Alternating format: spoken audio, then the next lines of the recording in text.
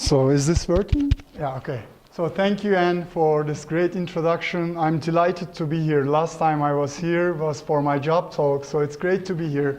And it's also great to talk about the Gezi uprising, Gezi resistance, or Gezi protests, whatever we're going to call that event.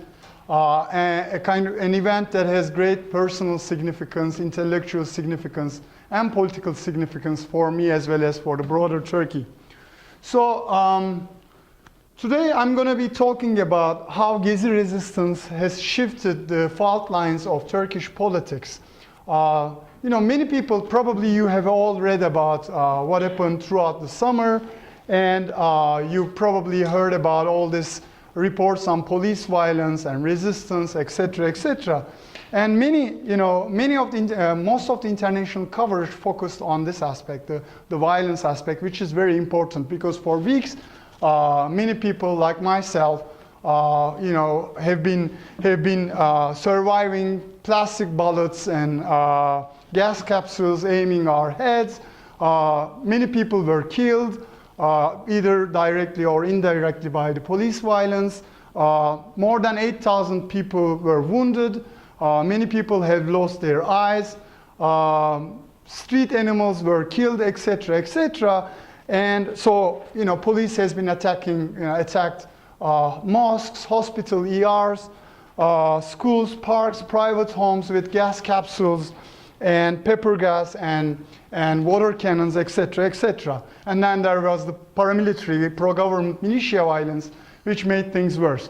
So this was an important aspect of what happened in the summer, and it's particularly important for me as an anthropologist of violence. But I'm not going to be talking on this today in this talk, but if you have questions about how violence kind of triggered the whole thing and what kind of modalities of political action, resistance, or subjectivity formed as a result of violence in the context of this unfolding violence, we can address that in the Q&A part. So, today's talk.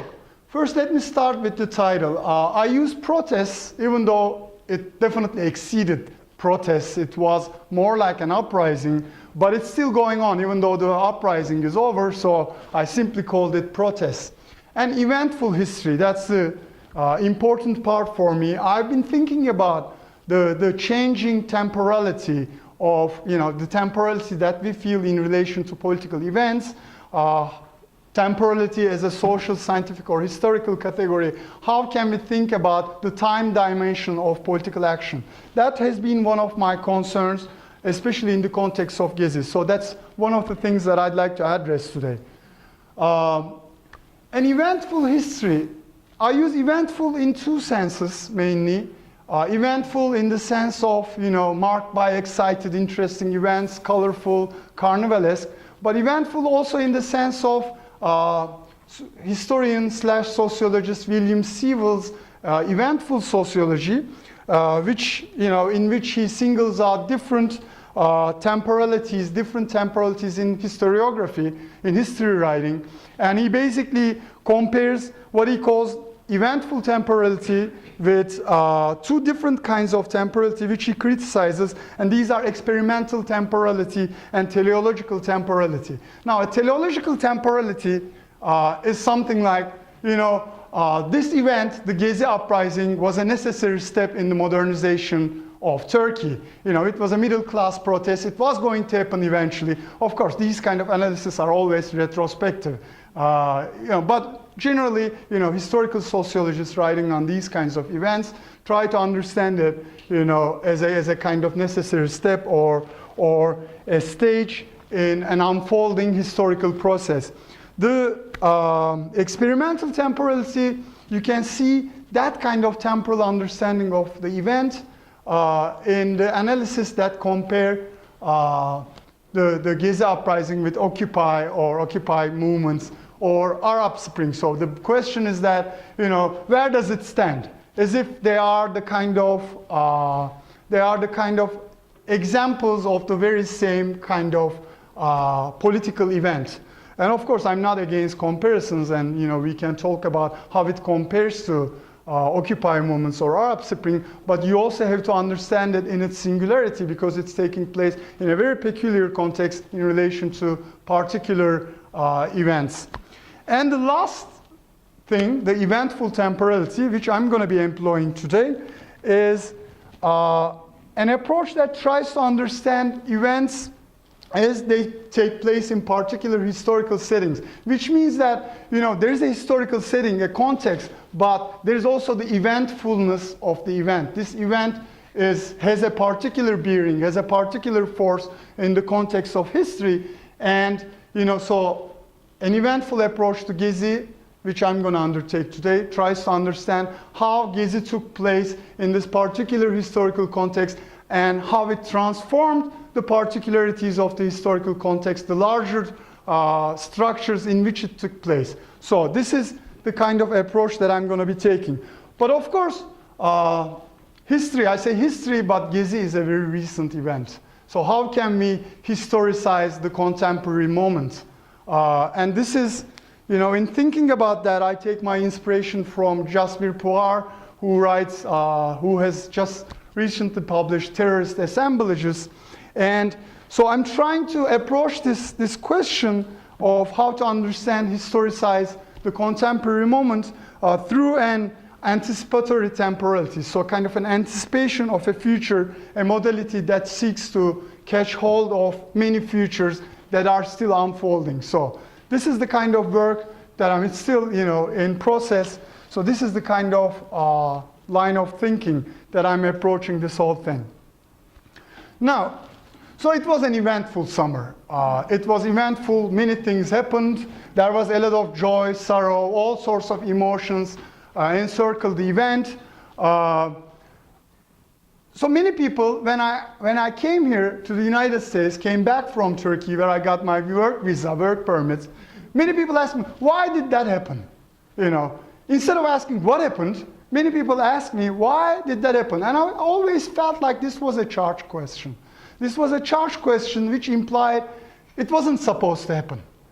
It wasn't supposed to happen, people think, because let's say unlike the countries, let's say unlike the southern Mediterranean countries where protests, large-scale protests against austerity measures took place, Turkey had a growing economy in the midst of global recession. It was a powerhouse. AKP, the ruling party, Justice and Development Party, is seen, especially outside of Turkey in policy cycles, is seen as a model for the rest of the Middle East, as a kind of successful blend of democracy, Islam, secularism, parliamentary democracy, and liberal market economy. So Brookings Institute, for example, published a report, you know, and said basically all these pro-revolution Arab governments should imitate the Justice and Development Party because this is a successful model. And a couple of months after that report, this whole thing erupted. So why did it happen? It's a charged question that you cannot really answer. That would be to betray the eventfulness of the event. People generally retrospectively say it happened because of that, but this is a retrospective approach. And, you know, we can contextualize the event, but I don't think I can answer why it happened. I'm going to contextualize it in relation to different things, including the global situation, including the dynamics of Istanbul, etc., etc. But this why did it happen is not a question that I'm going to address. And it's interesting because in Turkey, especially among the protesters, people were asking, why didn't it happen before? Because people had so many grievances that were not addressed by party politics. People were asking, why didn't it happen until this time? So, you know, and the government, of course, had really easy, neat explanations for why it happened. It was because of the interest lobby, it was because of Israel, it was because of the West, Syria, Russia, name it. So it was because of an external agent. So I'm not gonna address the why question, but I'm gonna address the how question and what now kind of question. So before I talk about these things, I want to present a pictorial chronology of the events. You know, I'm a terrible photographer, but you know, this is how I saw the things unfolding And I'm going to show, this is not my picture, of course, that wouldn't make me a terrible photographer, obviously, but here are the pictures. So, you know, probably you know about how it happened, how it started. There was a sit-in in Gezi Park, which is a park located near Taksim, the cultural and political heart of Istanbul. It's adjacent to the Taksim Square. And there was a sit-in that tried to prevent the government from bulldozing down the park to build a replica of a late Ottoman barracks, and it would serve as a shopping mall, high-end residential or whatever. We don't know what it was because it was totally opaque. But there was this attempt, and there was a sit-in, and there was a campaign that was going on for a while. But when the police violence started on the 28th of May, approximately 5 days after we arrived in Istanbul, I knew about the event, but I was tired, jet lag, etc., etc. So I'm like, yeah, there's a struggle everywhere. We're going to stop by sometime later. And I think that's the feeling that was shared by many people. Because, there were a couple of, let's say initially 40, then a couple of hundreds of environmentalists or whatever, the vocational chambers, etc., trying to prevent this plan.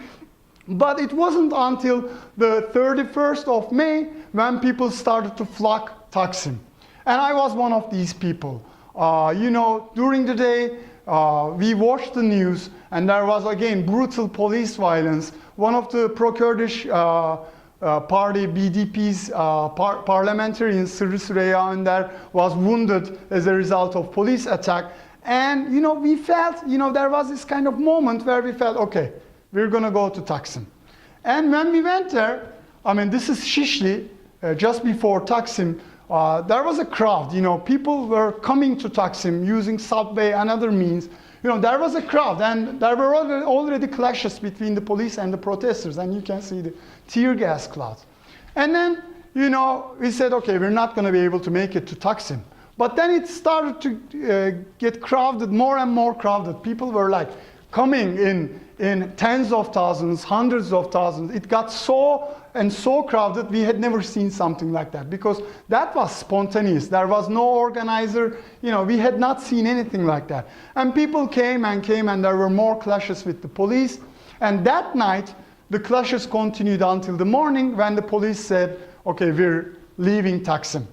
So basically, the cultural heart, political heart, the most significant public space of Istanbul, Turkey, just like Tahrir Square, was emptied out by the state forces. So basically, state lost its sovereign control over that particular territory, which was very significant. And there were graffitis all over the place, chemical tayyip, referring to the use of tear gas and other versions of gas liberally by the police, and people were protesting the prime minister. And the next day when we arrived, we spent the whole night near Taksim. We couldn't get in. But the next morning, when we got in, the road machines which were used to bulldoze the park were burnt down, etc., etc. There was a cheerful atmosphere, not a single cop, etc. So you can see, and slogans all over the place, graffitis, etc. And this is Taksim Square, the Atatürk monument covered with socialist flags or other types of flags. And this is Atatürk Culture Center, which is also, again, a very significant building in Taksim. So the whole place was a carnival. And of course, V for Vendetta, that kind of allusion to global symbols of resistance in the context of Occupy movements and Arab Spring, thousands of people wearing V for Vendetta vests, and of course, there were all these people selling all sorts of items that could be used as protest items. And upscale restaurants, even these kind of upscale restaurants, it says the menu of the day, advanced democracy, referring to the government's celebratory notion of advanced democracy, and then the pepper gas and Agent Orange, or alternative menu, more freedom. So even, the upscale restaurants like that use these kind of things. And again, it's a carnivalesque atmosphere. I mean, this is the wish tree. So basically people tie, pieces of clothing, etc., and write political messages, etc. So it's a very colorful place. And then the park itself, all sorts of forums, etc., were held in park. This is Sebahat Tuncel, the head of the newly founded People's Democracy Party, the Kurdish parliamentarian, so giving a talk in the park. This is feminist stance.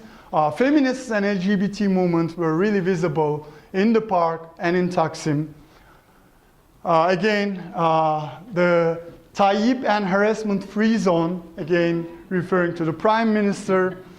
And then this is a picture taken during the march of fan groups, soccer fan groups, Çarşı marching toward Taksim with 50,000, 60,000 people. Again, this is Taksim Square, and there's a demonstration. This is feminists. These are nationalists with Turkish flag.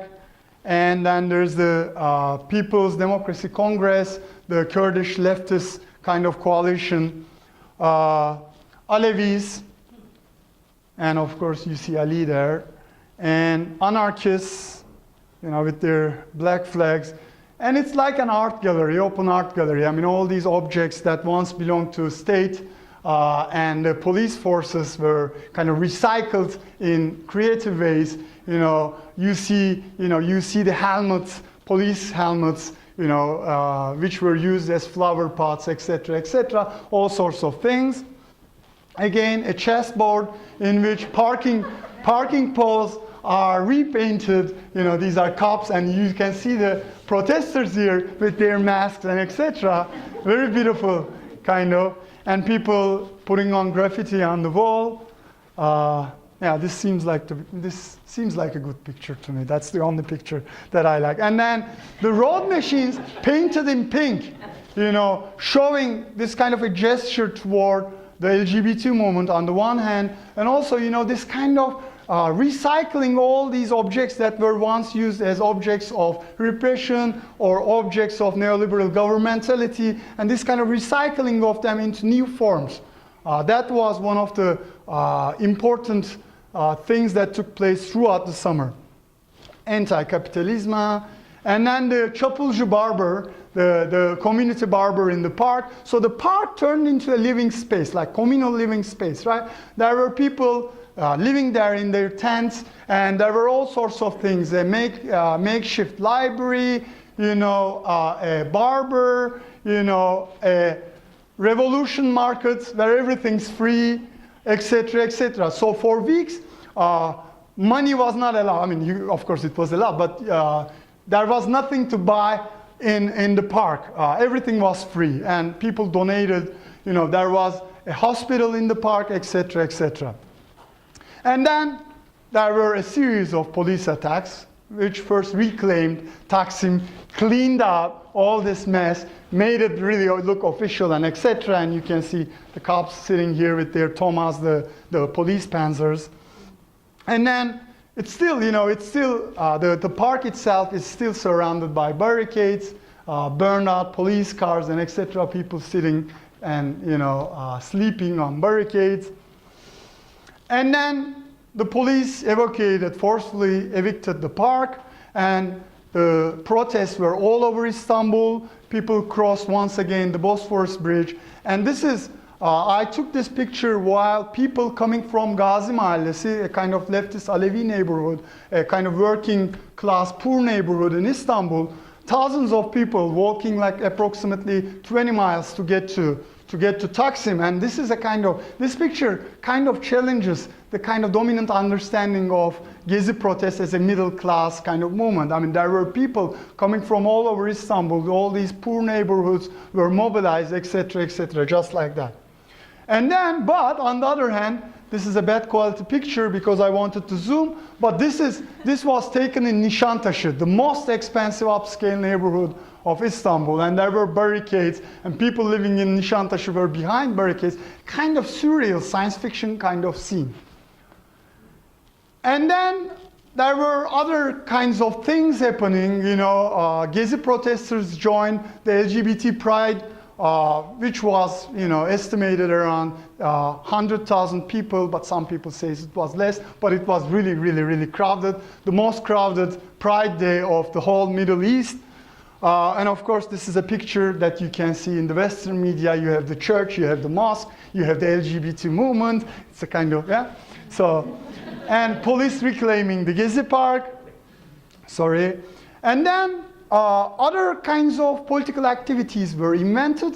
And one of them is democratic park forums. So when Gezi was evicted, people started to meet in different parks all around Istanbul and started to have this experiment in direct democracy. So people would speak up their minds, etc., etc. Decisions were taken collectively, and these parks communicated with each other as a kind of messy network. And this was taken during women's forum.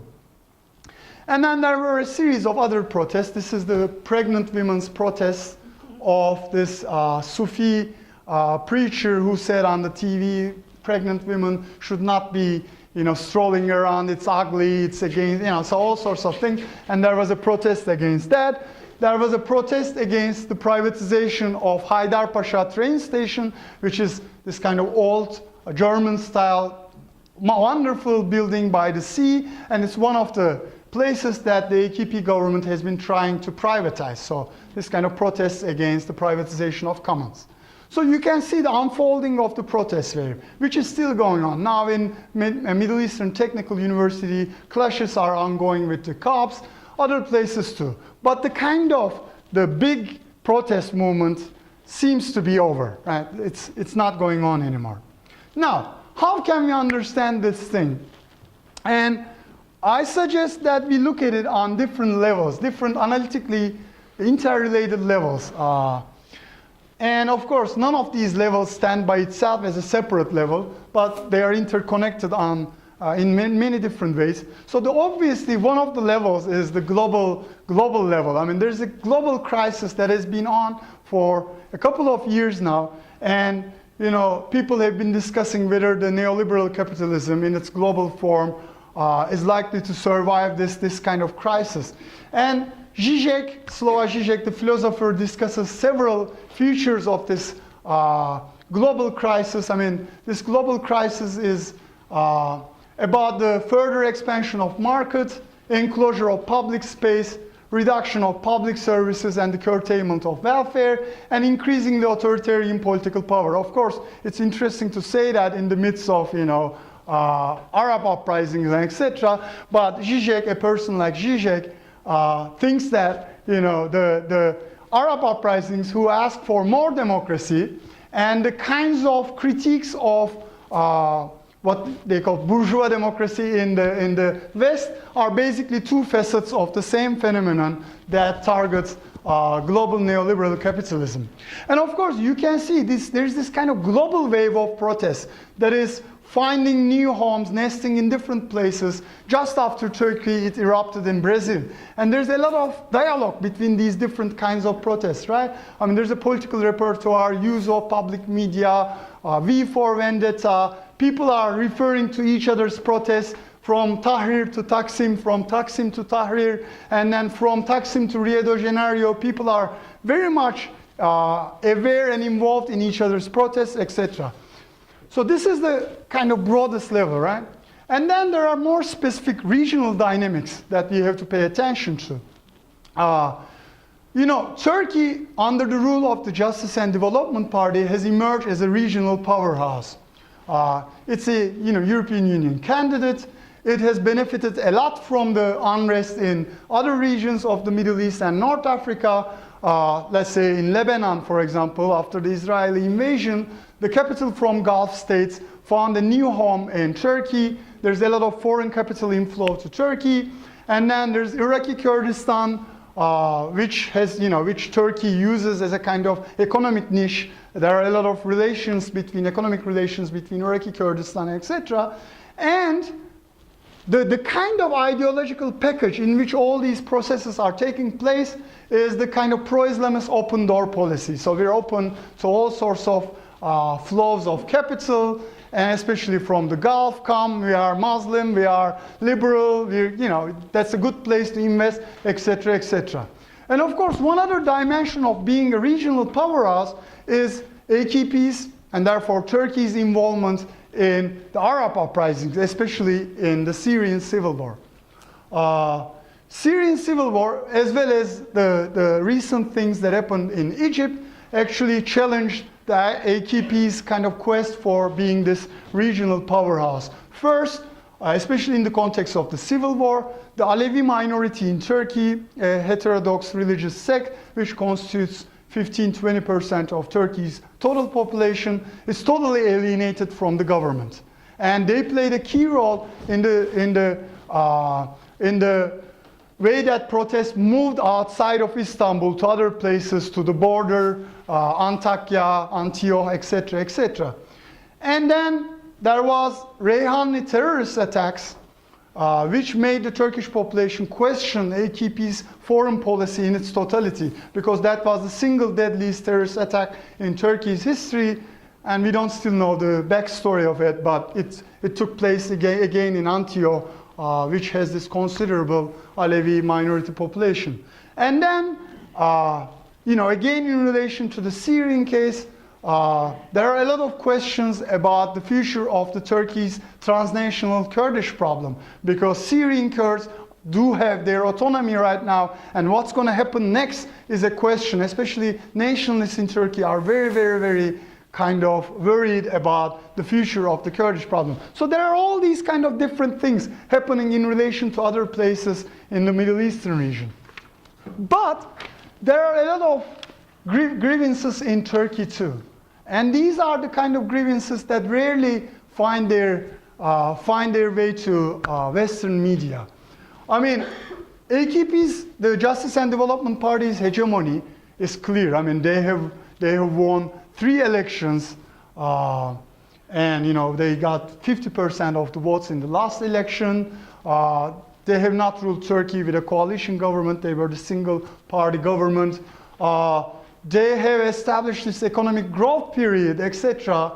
But all these things brought about their own discontents. The kind of economic growth that is dependent on foreign debt, that is dependent on privatization of public assets, that is dependent on the kind of enclosure of common lands, let's say the selling of forests, sellings of like these parks, selling of ports, etc., etc., to foreign capital, also created all these urban counter-publics and movements against that kind of economic growth policy.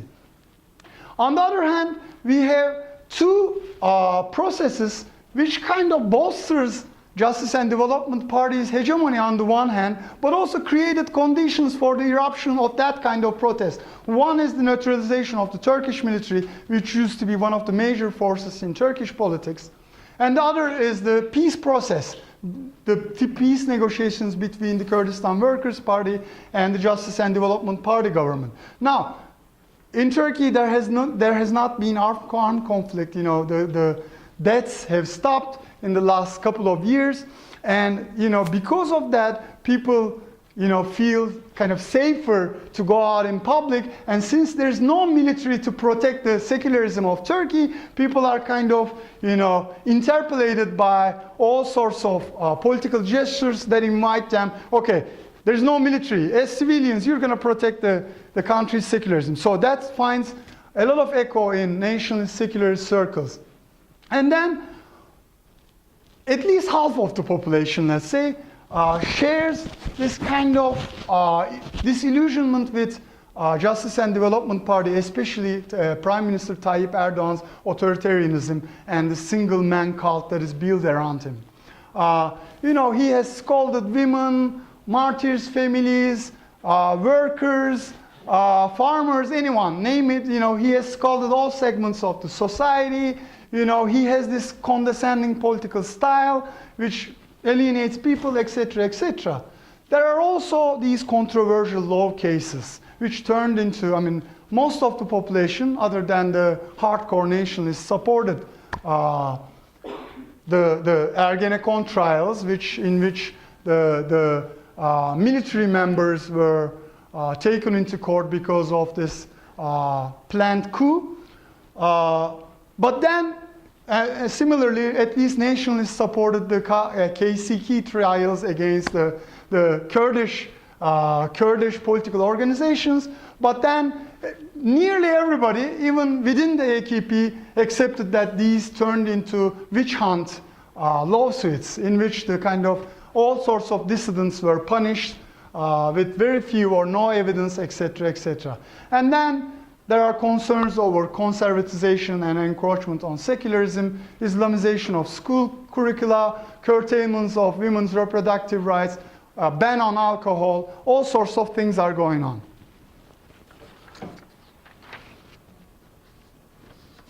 Now, Istanbul is a great place to see the kind of unfolding of all these broader processes.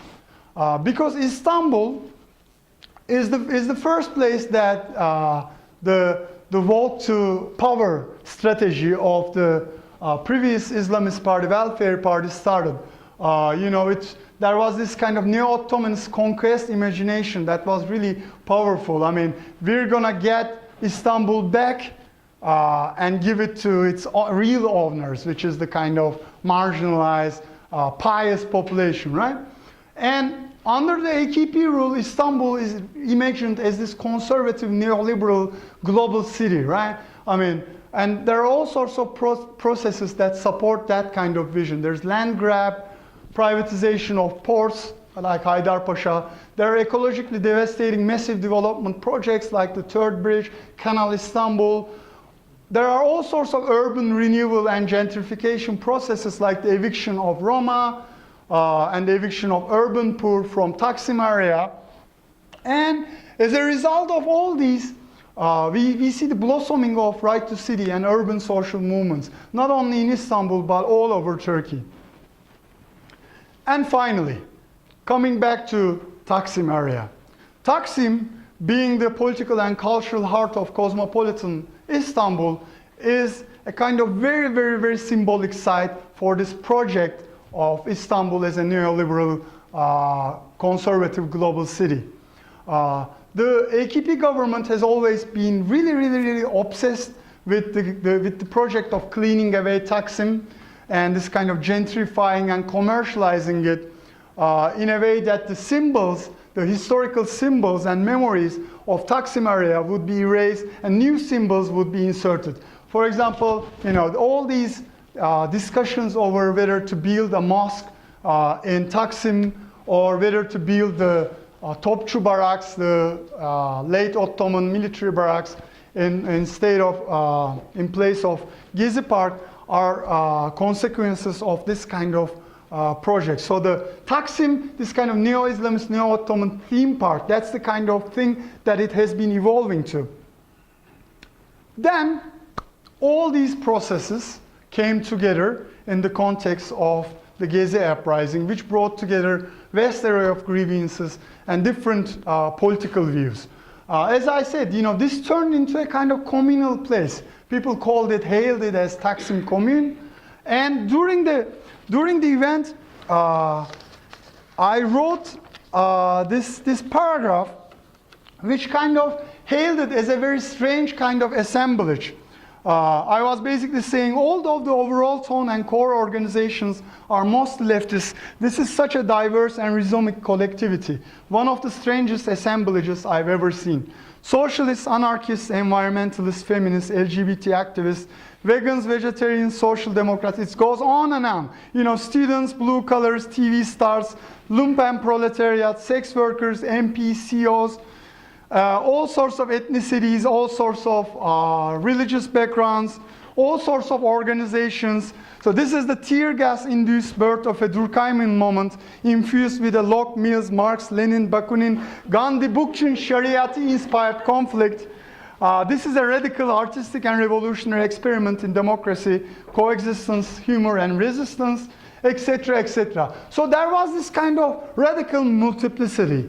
And I argue that this is a kind of assemblage. This is not party politics. This is not identity politics. This is not single issue politics. It's not even intersectional or coalitional politics. What brings together these people is a kind of what you want to call atmospheric attunement, or the kind of affective politics, the kind of coming together around particular affects and emotions.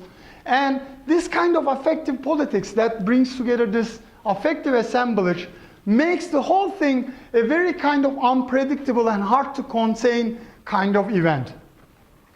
But this assemblage, this affective assemblage, as I call it, took place in the midst of a very divided society, divided along different sorts of fault lines. Secular, pious, Kurdish, Turkish, Sunni, Alevi.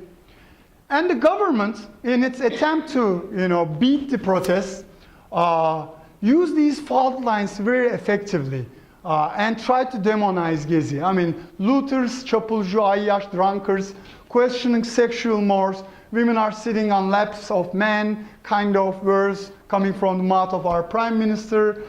These people are trying to have a coup. They are pro-coup people. They're trying to topple down the government through extra electoral means. There are terrorists, marginal lefts.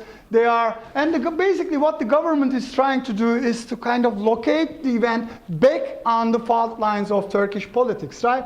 It's either CHP, the Republicans, People's Party, the elites, Republican elites who are trying to topple the government. So basically, the government was trying to read the event accordance to the famous dichotomies of Turkish politics. But the thing is that this event really did not fit in any of these categories. So the government tried to use this kind of religion card, especially two events. One, after a police attack, some protesters took refuge in a mosque, while the Sultan Mosque, and then the prime minister basically asserted that they drank booze. Some people said they had an orgy in the mosque, and there was a lot of provocation going on, black propaganda going on. And then the imam of the mosque himself said that, okay, I was there, I didn't see anything like that. And now I don't know where he is, because he's been sent to another post and then to another, and we don't know where he is right now. And then there was a real case, which was the harassment of women wearing headscarves by the ultranationalist kind of right-wing ultranationalist groups like Turkish Youth Foundation, whatever it's called. And there were reports from different parts of Istanbul saying basically the women with headscarves were harassed by protesters.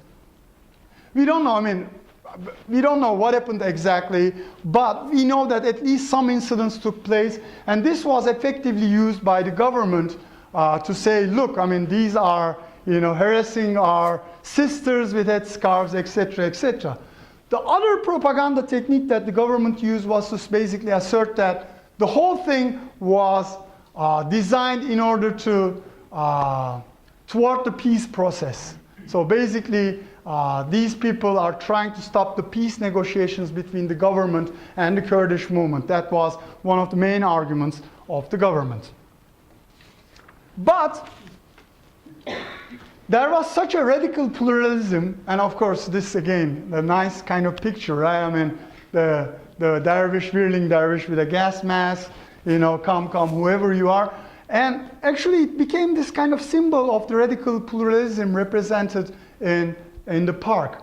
To counter government propaganda, Gezi protesters undertook many different strategies. And they were not strategies, they were reflections of this kind of understanding, this kind of radical pluralist understanding. Feminist women had a march against harassment with women with headscarves, and the real kind of impetus came from a small group who call themselves either anti-capitalist Muslims or revolutionary Muslims, who basically showed that the pious Muslims of Turkey were not under the unbreakable spell of Erdogan. They were a small group, but their effect was very important, because in the last days of the Gezi resistance, there was a mirage, And there was a self-organized campaign within the park that said, okay, embrace everybody. Today we're not drinking. Today, we're only celebrating the mirage, etc., etc. And this is done mostly by, secularists, ridiculous secularists, and even atheist people, right? But there's this kind of notion that we should, we should be open to all sorts of practices and all sorts of beliefs. And it was really powerful. It was this kind of public articulation and performative articulation of this notion made Gezi drastically different from other sorts of protests that took before Gezi. And then the anti-capitalist Muslims also had Friday prayers of resistance, just like Rage Fridays, etc. And then actually I had this small quote in which the İhsan Ali Açık, the leader of anti-capitalist Muslims, is criticizing the prime minister, citing from Quran. I appeal with the words of Quran, don't walk on earth with hubris, you were not the one who created the mountains. So there's this kind of incorporation of religious symbols and imaginary and words and into the whole framework of Gezi resistance. And Friday prayers of resistance, which is on the right-hand side, was a kind of important step. And then, of course, again, popular pictures, which, this is a stage picture. I saw this duo, they walked in the park all day like this, etc., etc. There were millions of, but I mean, they basically kind of embodied and materialized this kind of understanding. I mean, I don't know what this woman is wearing, I mean, elvish, whatever, but, the peace and etc., etc. So, and then just after the eviction of Gezi Park, Ramadan started. And during the Ramadan, anti-capitalist Muslims came with the idea of earth tables, where people would break their iftars on the streets, and this is like kilometers long iftar tables, where people would bring modest food and etc. And thousands, tens of thousands people would break their fast, even if they're not fasting at the same time, etc., etc. And this was intentionally compared, positioned against the government's iftars, again in Taksim Square, in these fancy tables. So we're having this kind of poor man's iftar, whereas you, the representative of the capital, are having these fancy iftars. That was the kind of discursive strategy. And then the Kurdish movement. Of course, one of the fault lines, Islamist secularists, right? The other big fault line is the Kurdish versus Turkish divide. Especially given that the Gezi Park erupted, Gezi resistance erupted in the midst of peace negotiations. The government had a very strong card. Basically said, we are having these peace negotiations and these secularist nationalists are trying to sabotage the peace process. And that was also the kind of vision of the Kurdish movement, initially at least. For example, Selahattin Demirtas, co-chairman of the BDP, referred to the protests saying that our party base does not participate in demonstrations alongside racists and fascists. There was, the Kurdish movement had all these sentiments. I mean, we've been having this struggle for the last 30 years. Where were you? Was one line of argument. The other argument is that, did you wait until this moment when we're, trying to, have this peace process going on?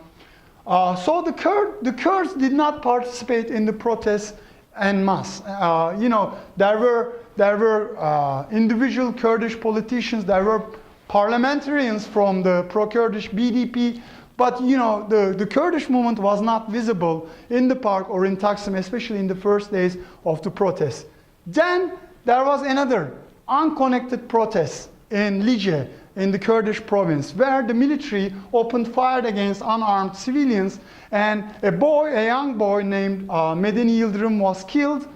And then the Kurdish movement actually could not respond to that, even could not commemorate Medeni Yildirim, because there was this kind of volatile moment in which the peace process seemed like in the way of being derailed. But interestingly, it was the Gezi protesters who commemorated Medeni Yildirim, and actually they had this kind of cemetery in the Gezi Park even though Medeni Yıldırım was not killed in the context of the Gezi Park, they claimed him as one of the martyrs of the Gezi resistance. And after that moment, especially after the invitation of the PKK leader, imprisoned PKK leader Abdullah Öcalan, Kurds started to come to the, like basically the Abdullah Öcalan said that, Kurds should participate in these events. That's the real constituent of a real chance for a peace. And, Turks cannot have democracy while Kurds are beating up, and Kurds cannot have democracy while Turks are being beaten up, was the new slogan of the day. So the Kurds started to join in protests. And, these kind of interesting juxtapositions, like juxtapositions of Atatürk posters with Abdullah Öcalan posters, or BDP with Turkish flags, etc., all sorts, and there's a nationalist grey wolf symbol here. So these kind of weird kind of political assemblages started to take place. So basically all these created, this kind of political atmosphere in which basically many people started to read Turkish politics as before and after Gezi. Because this is the first time that these kind of fault lines between secularist Islamists, Kurdish, Turkish, Alevi, Sunni, the second Earth Iftar that anti-capitalist Muslims organized was in a Cemevi, which is the kind of, how should we define Cemevi? It's the kind of religious place of Alevi minority, right? It's a kind of temple of Alevi minority. Let's define it very crudely. So that was a very symbolic gesture too. So, there were all sorts of things that went beyond the established fault lines of Turkish politics. Now, so, what is happening after Gezi? So Gezi created this new kind of political culture. But again, I refer to assemblage. Assemblage is something that is momentary. I mean, there's no guarantee that that kind of political culture will last. There's no guarantee, no one can know it in advance. But Gezi created this political culture in which people started to increasingly reject, consciously, hierarchy and top-down projects, whether it's an Islamist or Kemalist or socialist kind of project. And this political culture is differentiated from the other political cultures that existed before Gezi with its radical inclusiveness. It's a really radical inclusive kind of political understanding. And this political understanding found a new language that materialized as a kind of very weird kind of interaction between urban poor male youth, like the soccer fans, lumpen proletariat, etc., and the LGBT and feminist activists. So that kind of new political language that employs humor and creativity more than anything else, that became the kind of new political lingo. And then, of course, people started to wonder, okay, Gezi is over. What's going to happen next? Should we establish a party? Many people said, no, it should continue as a movement. Some people established a really stupid small party called Gezi Party. But the real,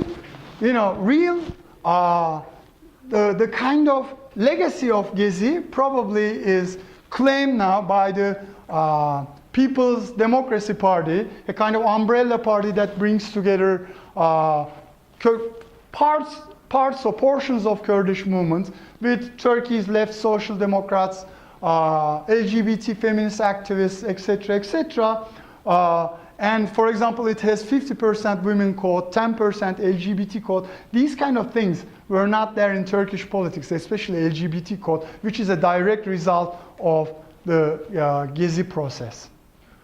And of course, there are implications of this for our scholarly activities too. I mean, after Gezi, these kind of entrenched categories, dichotomous categories, secularism versus Islamism, etc., I mean, which have informed the reading of Turkish politics, the Turkish studies.